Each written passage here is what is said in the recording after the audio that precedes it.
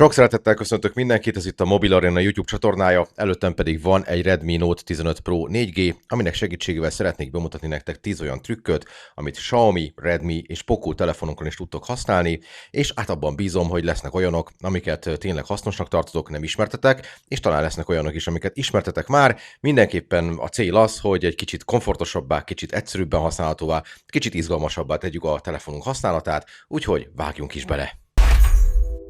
A HyperOS 2-ből már nem tudod állítani, hogy ne külön-külön jöjjenek le az értesítési függönyök és az ikonok, viszont tudod állítani, hogy nézzenek ki az értesítések, ez pedig a beállításokból, hogyha bemész, azon belül fogsz találni egy olyan menüpontot, hogy értesítések és állapotjelzősáv, és ezen belül pedig van egy értesítési stílus nevű menüpont, ahol tudsz választani a klasszikus közül, ami ugye ez a Xiaomi sajátja, vagy tudsz választani az androidos közül, ami viszont már ez, és ez ugye a Google által fejlesztett megoldás, amiben az a jó, hogy itt lehet egy kicsit gördíteni, és hogyha vannak interakciók, amiket már az értesítési sávon is meg tudsz tenni, akkor ugye az értesítési sávon erre nyílik lehetőséged, míg a Xiaomi stílussal nem,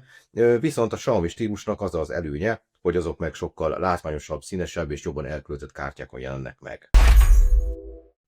Akárcsak a Samsungnál, a Xiaominál is van virtuális memória használata. Ha bemegyünk a beállításokba, és ott megnyomjuk a további beállításokat, akkor ezen belül fogunk találni egy olyat, hogy memóriabővítés, és itt pedig látjátok, hogy ki lehet kapcsolni teljesen, vagy 4, 6, illetve 8 GB-os virtuális memóriát lehet neki adni. Ugye, hogyha neked olyan telefonod van, ami egyébként is elég gyors, akkor meg sok benne a RAM, akkor relatív feleslegesen kapcsolod ezt be, mert egy picit lassíthatja a készülék működését. Ha meg olyan készüléked van, ami alapból lassú, mert mondjuk a tárhely benne csak UFS 2-es, akkor meg, hogyha bekapcsolod, és ehhez hozzányúl a rendszer, akkor meg azért fog egy picit lassulni az alkalmazás betöltés, mert a telefonban levő belső tárolónak a sebessége az lassabb, mint annak a tárolónak a sebessége, amit egyébként a RAM használ. A HyperOS-ben debütált a Xiaomi összekapcsolhatóság, vagyis Interconnectivity. Az a beállításokban elég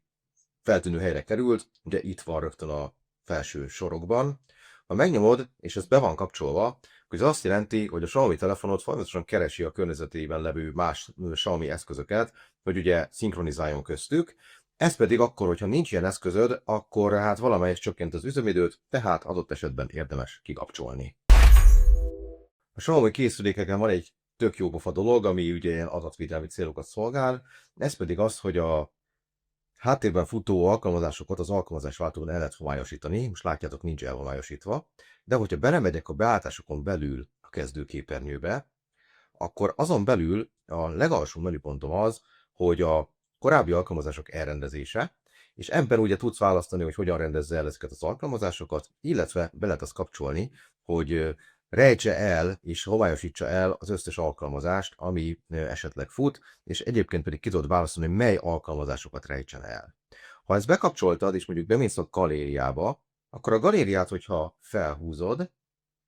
akkor látod, hogy azonnal elmegy ilyen homályos nézetbe, mert hogy be van állítva a beállításokban, hogy bizonyos alkalmazásoknak az előnézeti képét homályosítsa el, ez pedig ugye akkor jó, hogyha itt ilyen érzékeny információkat tárolsz, vagy nem szeretnéd azt, hogy más ránézzen ezekre a képernyő mentésekre vagy snapshotokra akkor, amikor az alkalmazás között váltogatsz. Továbbra is a beállítások menüpontban vagyunk, és a további beállításokra rákattintunk, akkor itt fogunk találni egy olyat, hogy funkció billentyűk, és itt van egy olyan menü, aminek a segítségével bizonyos gyors funkciókat elérsz az oldalsó gomb használatával. Nekem például a kedvencem az, hogy be lehet kapcsolni a zseblámpát, ami azt jelenti, hogy ha itt bekapcsolom, és kétszer megnyomom a gombot, akkor látjátok, így is a zseblámpa, és ha megint megnyomom kétszer, akkor kialszik, de ugye a kameraindítás is rá lehet tenni, a screenshotod és a screen recording funkciót is el lehet vele indítani, szóval ez egy olyan kis apróság, ami a mindennapi életet adott esetben meg tudja könnyíteni. Ismét a beállításokba megyünk, visszamegyünk ide az értesítések és állapotjelző sávmenüpontba, ezen belül pedig van egy ilyen, hogy az ikonok testre szabása. Ha ezt megnyomod, akkor van egy csomó hát ilyen kapcsoló, aminek a segítségével eldöntheted, hogy milyen ikonokat tegyed ide föl a telefon, akkor, amikor működik, mert sokan szoktak szeretni, hogy be lehet állítani a kapcsolat sebességét, és akkor oda kijelzi, az éppen aktuális hálózati sebességet, ami jól jön akkor, hogyha nem tudod, hogy miért nem töltődik be egy stream, vagy miért akadozik a neted, akkor azonnal látod, hogy hát leesett a sebesség, akkor valószínűleg valamilyen kapcsolati problémád van. És egyébként pedig, mint látszik, a csatlakozott eszközöknek a kijelzését is ki be lehet kapcsolgatni, szóval ez teljesen saját szája íze szerint tudja szemlő az ember, ami azt jelenti, hogy pont azokat az ikonokat és indikátorokat fogod látni itt a jobb felső sarokban, amelyekre neked ténylegesen szükséged van. A Xiaomi is igyekszik megkönnyíteni a több ablakos használatot. A beállításokban, a további beállítások, hogy belépsz, akkor van itt egy ilyen opció, hogy lebegő ablakok. Ehhez ugye be lehet kapcsolni egy oldalsávot, amit hogyha bekapcsolsz, akkor innen oldalról elő tudsz húzni egy sávot, amit te állítasz be, hogy mi legyen rajta. És ezen a sávon, hogyha megnyitsz bármit, mondjuk itt legyen a galéria, akkor az ugye ablakban nyílik meg, és utána ezt az ablakot oda pakolgatod, ahova szeretnéd, illetve át is tudod méretezni. Ha pedig ugye nincs rá szükséged, akkor vagy kirakod teljes kijelzőre, vagy kirakatod fél kijelzőre, vagy pedig be is zárhatod a bánatba, és akkor nem lesz ott a lebegőablak. Szóval, hogy ezt így meg tudod oldani, és természetesen itt magában a menüben van egy ilyen tutoriál, ami végigmutogatja azt, hogy miket tudsz csinálni ezekben a lebegőablakokban. Ha kicsit akarsz gyorsítani a mindennapi használat látványosságán és sebességén, akkor a beállításokon belül a kezdőképernyő ikont nyomod meg, ezen belül pedig van egy animációs sebesség, és hogyha megnézed, akkor itt hát 3 verzió van. Van a relaxed, ami ugye hát a legnyugodtabb, van a kiegyensúlyozott, ami úgy próbál alkalmazkodni az éppen aktuális erőforráshoz, és van a gyors, amit hogyha bekapcsolsz, akkor jóval gyorsabban történnek a mindenféle funkciók a menürendszerben, és ettől pörgősebben fogod érezni a készülék használatát.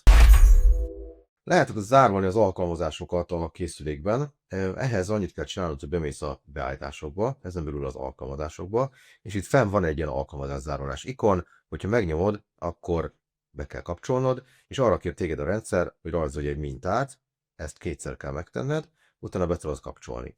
Ha van újra olvasód, vagy Xiaomi felhő fiókod, akkor azt is hozzá tudod allokálni, ezt most nem teszem meg.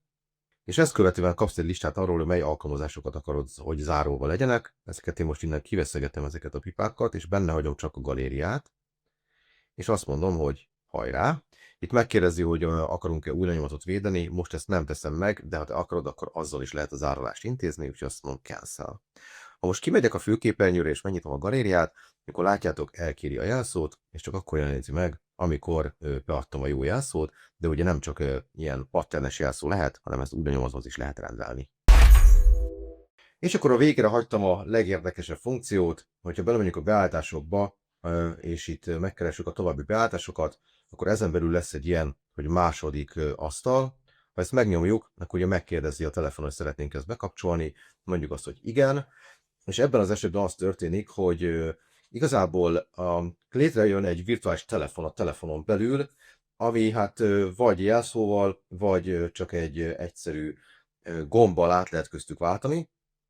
és ehhez meg lehet adni jelszót, hogyha szeretnénk, de ha nem szeretnénk, akkor sincsen semmi, hanem itt megjelenik egy ilyen switch felirat, ezt természetesen aztán el lehet tüntetni innen, de ha megnyomjuk a switchet, akkor ugye mindig váltunk az egyik asztalról a másikra, és ez a két asztal ez egymástól teljesen függetlenül működik, tehát teljesen más alkalmazások, funkciók,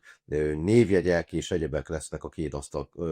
mindegyikén, nincsenek egymással kapcsolatban.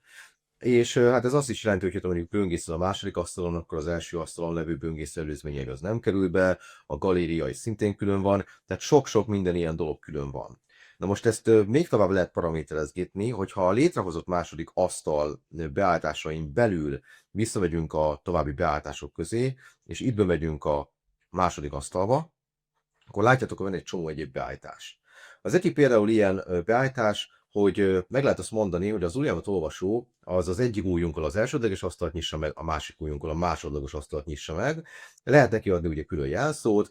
ki és be lehet kapcsolni, hogy a settingsbe egyáltalán el lehessen érni, a beállítások menüpontban, lehessen rajta, legyen kint a főképernyőn egy ikon hozzá,